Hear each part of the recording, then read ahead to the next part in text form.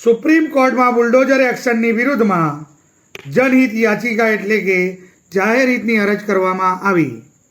યાચિકા એટલે કે અરજ કરનારે માંગ કરી છે કે જ્યાં જ્યાં પણ બુલડોઝર એક્શનનો દુરુપયોગ થયો છે ત્યાં તે લોકોને નુકસાની વળતર આપવામાં આવે.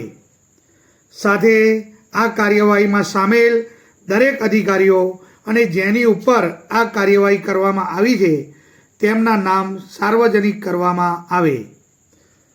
અરજમાં કેન્દ્ર સરકાર, દરેક રાજ્ય સરકાર અને કેન્દ્ર શાસિત પ્રદેશોને પક્ષકાર બનાવવામાં આવ્યા છે.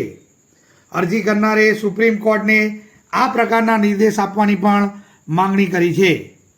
બુલડોઝરનો ઉપયોગ માત્ર જિલ્લા કલેક્ટર કે મેજિસ્ટ્રેટની પરવાનગી દ્વારા જ કરવામાં આવે.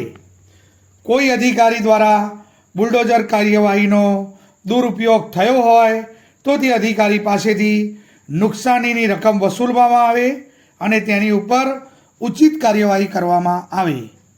સુપ્રીમ કોર્ટમાં આ યાચિકા એટલે કે અરજ દિલ્હીમાંથી આલોક શર્મા, પ્રિયા મિશ્રા દ્વારા તેમના વકીલ નરેન્દ્ર મિશ્રા દ્વારા દાખલ કરવામાં આવી છે.